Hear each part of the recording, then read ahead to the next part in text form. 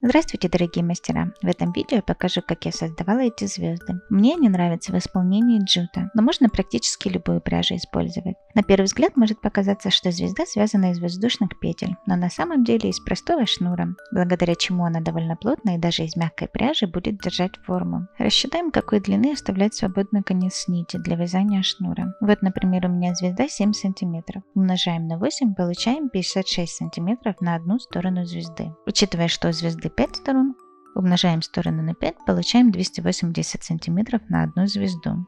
Для начала вязания шнура понадобится 1/3 этой длины. Получается, нужно оставить округленно 95 см. И еще добавим для подвешивания с учетом узелка сантиметров 15 с запасом. Получается, нужно отмерить 110 см. Это будет длина свободного конца нити для вязания шнура. Удерживаем по направлению к себе. И в точке, где будет начало вязания, заводим крючок под рабочую нить, прокручиваем против часовой стрелки, накидываем конец нити на крючок от себя и протягиваем рабочую нить через 2 петли. Узелок вначале не делаем. Накидываем кончик, провязываем.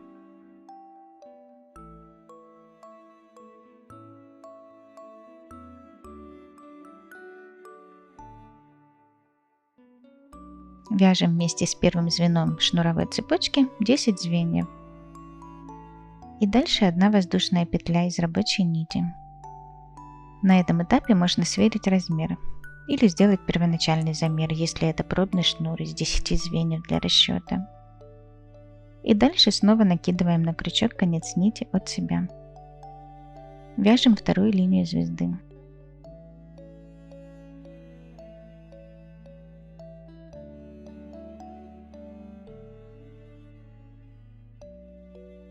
Должно получиться снова 10 звеньев и одна воздушная петля для второй вершины звезды.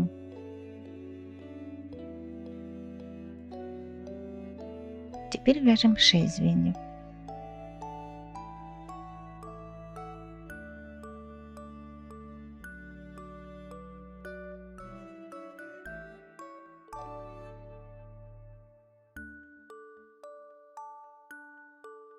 Дальше будет пересечение линий. Смотрим внимательно, какой стороной повернут шнур. Лицевой будет считаться та сторона, где косички расположены друг за другом, в том же направлении, что и воздушная петля на вершине. Идем дальше по направлению косичек. Вот наша рабочая петля как раз имеет такое же расположение.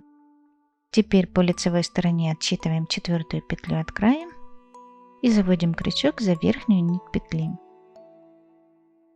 Только за одну нить, это важно. Захватываем рабочую нить, вяжем соединительный столбик. И дальше продолжаем шнур. Накидываем конец нити от себя, протягиваем рабочую нить через 2 петли. Вяжем еще 2 звена.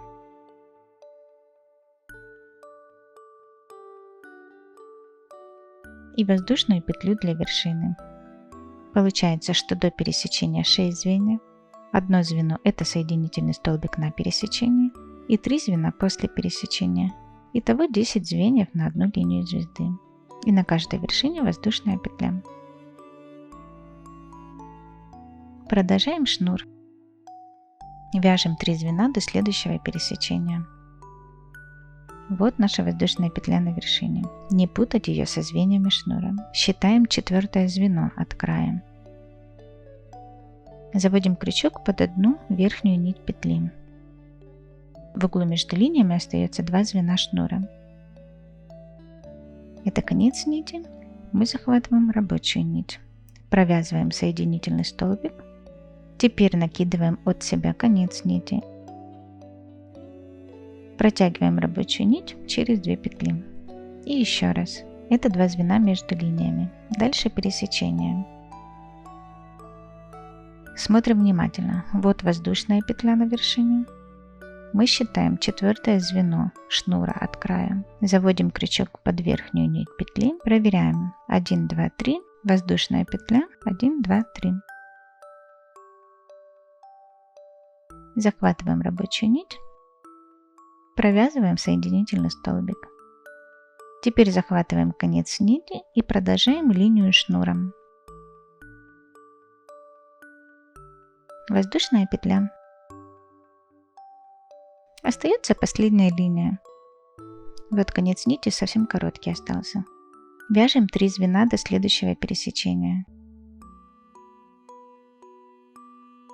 Считаем 4 звено от края. 2 остается между линиями. За верхнюю нить петли вяжем соединительный столбик.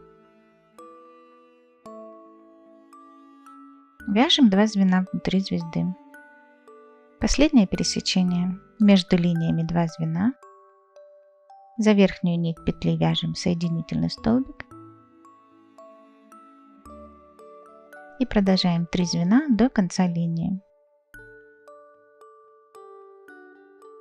Если это необходимо, можно растянуть все линии звезды, потянув за вершины. У меня полированный джутовый шпагат. Шнур из него получается довольно плотным. Поэтому, чтобы все петли лучше распределились по длине, я вытягиваю.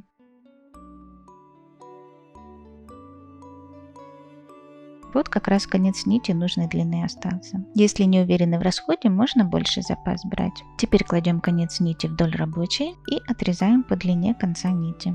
Оставляем на крючке рабочую петлю, заводим крючок в самое первое звено. Таким образом, чтобы на крючке была косичка лицевой стороной, то есть по направлению вязания звезды, как мы смотрели в самом начале. И протягиваем 2 нити вместе. Через звено шнура и рабочую петлю. Вытягиваем немного двойную петлю и через нее протягиваем оба конца нити. Затягиваем. Вот такая подвеска получается. Но если звезда будет не подвеской, а элементом гирлянды, например, то я покажу, как можно закрепить нити незаметно. Для этого рабочую нить вытягиваем. Заводим крючок тоже в самое первое звено, в таком же положении, под косичку, но с другой стороны. Протягиваем через него рабочую нить. И теперь по ходу нити в обратном направлении. То есть протягиваем через самое последнее звено шнура. Только теперь в косичку, а не под косичку. Таким образом получается такая же воздушная петля, как и на каждой вершине звезды. Теперь конец нити протягиваем точно так же в самое первое звено, как только что рабочую нить.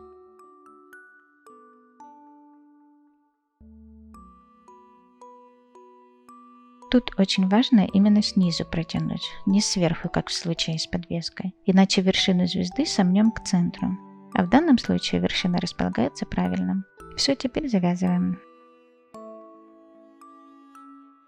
Вот вершина звезды похожа на все остальные. Ниточки прячем вдоль линии. Несмотря на то, что из шнура звезда плотная и форму в принципе держит, но отпарить утюгом с изнаночной стороны все же нужно. Вот для сравнения отутюженная звезда. И вершины аккуратнее смотрятся, и сама звезда ровнее. Если остались вопросы, отвечу в комментариях. На этом прощаюсь. Всем успехов!